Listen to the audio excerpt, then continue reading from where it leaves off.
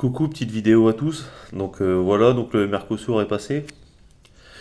Donc plus le choix, on doit tous s'y mettre.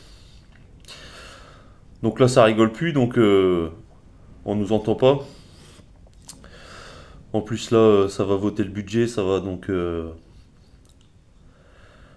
pense que là les luttes vont converger quoi, puisque là plus le choix c'est mot d'ordre, c'est sortie d'Europe immédiate et destitution du gouvernement en place quoi. Enfin après c'est mon point de vue quoi, parce que bah voilà je suis un peu énervé quoi, mais bon. Ne pas écouter son peuple, c'est quand même quelque chose pour avantager d'autres pays, alors que c'est nous qui finançons l'Europe. C'est combien de milliards je sais plus combien de milliards on leur donne pour financer un truc qui au final est juste fictif, parce que l'Europe c'est fictif, un peu genre comme une holding qui a plusieurs entreprises. C'est là, puis c'est pas là, on les finance, et puis c'est eux qui commandent, quoi. Enfin bon, bref. Donc là, il va. Enfin, moi personnellement, j'ai pris contact avec la CR de ma région. Donc là, ils étaient sur Paris, je pouvais pas y aller. Je sais qu'elle m'a dit que qu'ils comptaient faire des opérations locales, donc moi j'irai. Donc il faudrait qu'on s'y mette tous et puis converger tous ensemble, tous les luttes, tous les syndicats, c'est pareil, je vois pas beaucoup de syndicats qui ont été aidés les agriculteurs. Par contre, quand il y avait les gilets jaunes, les machins, on était là à appeler, oui, il faut que les agriculteurs, il faut les machins, les poids lourds, enfin bon, bref. Il faudrait que les luttes convergent. Puis bah là, franchement, il faut plus de pitié, plus de quartier. Il n'y a pas de pitié, il n'y a pas de quartier. Après, c'est mon point de vue. Tout. Faut arrêter les excuses des gendarmes qui font les kékés et tout. Dans nos campagnes, nos gendarmes, on les connaît tous. S'ils veulent pas se mettre en arrêt maladie, s'ils veulent pas rester chez eux, s'il faut faire comme pendant la guerre, et puis aussi bien trouver, j'en sais rien, s'il faut leur tatouer sur le front que c'est des traîtres et les attraper un par un et leur tatouer sur le front que c'est des traîtres, s'ils veulent pas se ranger du côté du peuple, va falloir qu'on le fasse quoi. S'il faut leur marquer au fer rouge quelque chose au milieu du front, il faudra le faire. Je pense que là c'est plus que grave, il faut arrêter de vouloir être pacifiste, il faut arrêter de comment dire de se cacher derrière des casseurs quand il y a des manifestations, il faut arrêter derrière tout. Eux ils ont aucun scrupule, ils ont aucun aucune pitié. On vend notre pays alors qu'il nous reste déjà pas grand chose, on vend notre pays quoi. J'ai honte quand même d'avoir des ancêtres et même ceux qui n'ont pas eu, enfin, qui n'ont pas forcément d'ancêtres qui se sont battus pour ce pays, ou même ceux, enfin, quand on pense qu'il y a même des étrangers qui s'en foutaient royalement que c'était pas leur pays, qui ont débarqué, qui sont venus se faire assassiner lâchement pour défendre ce pays, et là on est en train de le vendre. Tout, on n'a plus rien, enfin ça me dégoûte, et eux pas nous entendre.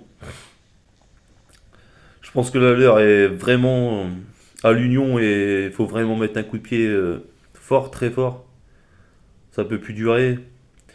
Là, je sais que ça parle de nouvelles taxes, de nouveaux machins, de. Faut arrêter, c'est bon, maintenant, les voitures, hein, il y a un peu de choses qui vont pas, ça passe plus au contrôle technique, il faut se faire des crédits pour des voitures, des crédits pour machin, encore quand ils veulent nous accepter des crédits. On bosse, on nous taxe de charge, le reste, il nous faut des crédits pour pouvoir avoir une voiture pour rouler, pour machin, pour. Le seul, et encore même le seul luxe, et encore, j'appelle pas ça un luxe, c'est de pouvoir s'offrir sa propre maison, et encore, pour la léguer à ses enfants. Puis au final, quand on voit que même là-dessus, ils taxent encore de l'argent, nos enfants, c'est encore une galère pour pouvoir bénéficier de la maison. Bon, enfin bref, c'est. Enfin, moi, bon, je pense que vous le voyez, c'est un ras-le-bol total. Là, j'en ai plus que ras-le-bol de voir notre pays, notre industrie, notre agriculture, notre j'en passe et j'en passe partir, de voir que les années passent et déjà qu'on était très peu écoutés à l'époque, et maintenant même avec des manifestations, on s'en fout royalement, on n'existe plus en fait, en fait j'ai l'impression qu'on est qu'on est comme dans une entreprise, en fait, vous êtes là, vous vous pliez aux règles, bossez. En fait, en France, c'est ça, c'est vous venez, vous bossez, vous fermez votre gueule ou quoi, faut dégager. Si on n'est pas content, on dégage, je pense, on n'a plus le droit de s'exprimer. Donc, eux, ils font des trucs, là, à passer des heures, à tourner en rond, à faire des discours, comme on dirait, comme disait mon grand-père, à pisser dans un violon, c'était pareil. Et nous, on n'a pas le droit d'être entendu. La seule fois où on est là en train de nous pomper, c'est pour les élire. C'est pour élire le président et encore nous pomper en sachant que oui et non, ils divisent la France entre leur parti et le RN. Et puis comme ils savent que bah, forcément les RN c'est des fachos machin. Après moi je suis pas de politique, j'ai pas, franchement je vote plus depuis des années donc je sais même pas qui pourrait nous sauver. Mais ils savent qu'une fois au deuxième tour c'est eux contre par exemple le RN. Voilà c'est bon. C'est plié, ils savent que ce sera eux et que les gens se cacheront aussi derrière le fait que oui, mais bon, j'ai voté ça pour faire barrage et machin. Ça c'est pareil les élections, quand un tel il est pas élu et qui dit je donne mes voix à un tel, non, c'est. Moi ça c'est un truc, ça me meurt de moi, c'est t'es pas élu, tu donnes pas tes voix à personne. Tu vas pas donner tes voix peu importe à qui, le mec il a pas les mêmes convictions, visiblement vous avez pas la même, soi-disant les mêmes idées pour sauver ce pays ou t'as même des idées contre à longueur d'année, puis là tu dis oh, je donne mes voix à un tel parce que bah, l'autre, non, c'est bon, faut arrêter. Enfin bon, bref, ça c'est hors de le sujet, donc là je pense qu'il est grand temps de mettre un coup de pied dans la fourmilière et d'aller tous se défendre parce que là eux, franchement, on voit les agriculteurs, ils ont pas peur, ils en ont une bonne paire. Donc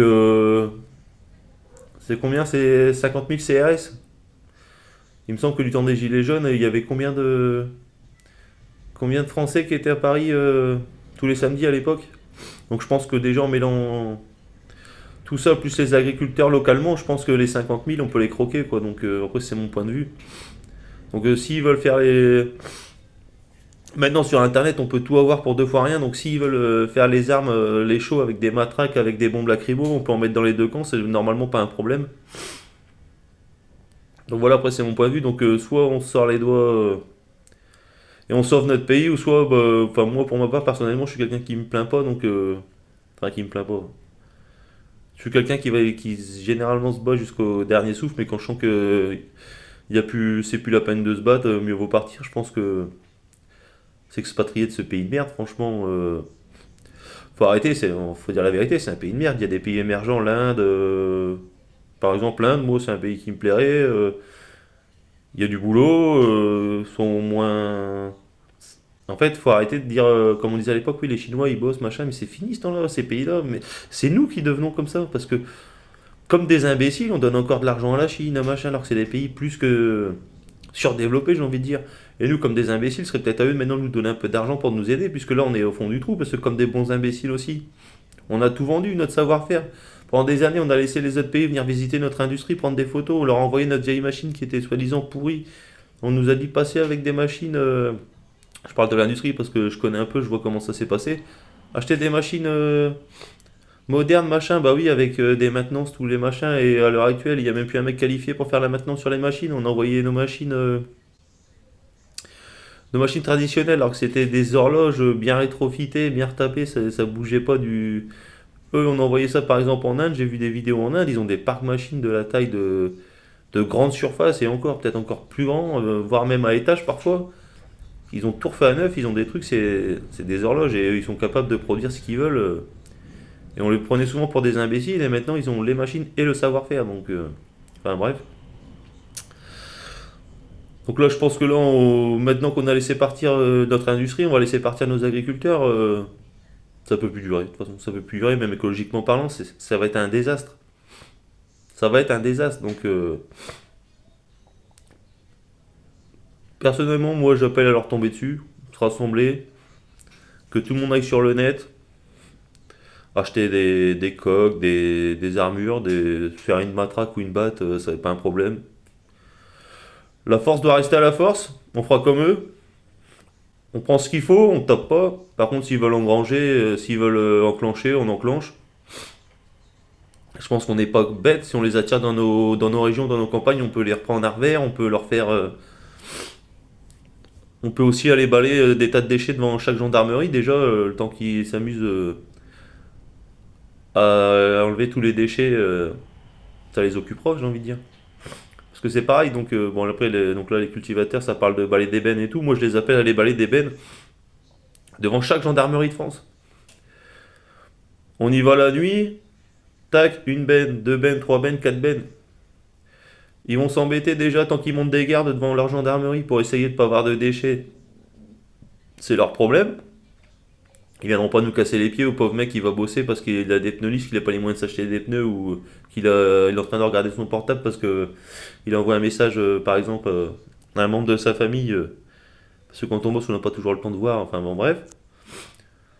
Donc déjà on fait ça, ensuite on prévoit un rassemblement, ils viennent et puis il faut taper fort, il faut là franchement on peut plus donc c'est pas les pays européens qui viendront nous sauver, c'est pas les pays avec qui on vient de signer ça qui viendront nous sauver. Donc là, je pense qu'en fait, on peut que se sauver nous-mêmes, quoi. Donc là, je pense qu'on n'a plus le choix, il faut y aller. Donc voilà, c'est mon point de vue. Donc la colère, donc un mot d'ordre pour tout le monde, enfin deux mots d'ordre. Destitution immédiate de la politique en place, sortie d'Europe immédiate. Et puis bah s'il faut cogner, faut cogner. Et après, ils vont quand même pas sortir les armes et tirer à balles réelles sur le peuple. Je pense qu'arriver là, il y aurait quand même, si on en arrive là, je pense que j'espère que ce monde est encore, comment je puisse dire, encore un peu assez de conscience pour que l'ONU, tout ça, vienne s'en mêler, quoi. Mais bon, on verra. Après, bon, on voit très bien quand il y a quand même des présidents dans ce monde qui ont une paire de. En France, on nous fait croire que ces mecs-là, c'est limite des dictateurs, mais eux, ils ont une paire de ce qu'il faut et du charisme pour s'il y a un problème, même dans les autres pays. Bon, après, c'est peut-être pour les avantager, ça, c'est encore autre chose, mais. Donc, pour espérer qu'il y ait quand même des personnes qui viennent nous filer un coup de main, puisque eux, ils l'ont déjà fait dans les années, hein. On va sacrifier plusieurs milliers de leurs congénères, parce que ça c'est pareil, il faudrait essayer de tirer la sonnette d'alarme pour leur demander un coup de main, parce qu'ils ont envoyé des milliers de soldats américains pour qu'on puisse vivre libre et heureux, libre on va dire. Maintenant on ne va plus être libre, on nous entend plus, on nous écoute plus, donc on est limite occupé comme à l'époque des Allemands, puisqu'il y a certaines personnes qui ont connu la guerre, chez qui j'ai travaillé à l'époque, qui me disaient, tu sais Pio, on n'était pas plus malheureux pendant la guerre. Donc essayez de ça, d'appeler les sonnettes d'alarme que les autres pays viennent s'en mêler, puisqu'on on va aider soi-disant les pays en guerre, tout ça, donc nous faire voir qu'on est en guerre, et puis espérer qu'on vienne nous aider et mettre un bon coup de pression, mais c'est fini. Enfin, pour moi, le seul mot d'ordre, donc destitution de la politique en place, sortie de l'Europe immédiate, chacun s'équipe, on se donne des points de rassemblement, donc des points de rassemblement pas dans chaque village, mais dans chaque chef-lieu par exemple. Je pense que tout le monde peut réussir à aller dans son chef-lieu au moins une fois par semaine ou deux fois par semaine. Donc on bloque le chef-lieu et puis s'il faut aller prendre des centrales nucléaires d'assaut, ou je pense que ce genre de bâtisse ça doit être conçu pour pouvoir tenir un siège, pour menacer quelque chose, pour que les autres pays nous écoutent et avoir un moyen de pression, j'en sais rien, faut le faire. S'il faut broyer tous les supermarchés, j'en sais rien, mais là, ça peut plus durer, enfin bref. Donc voilà la colère, donc un seul mot d'ordre, destitution immédiate de la politique en place et sortie de l'Europe, et puis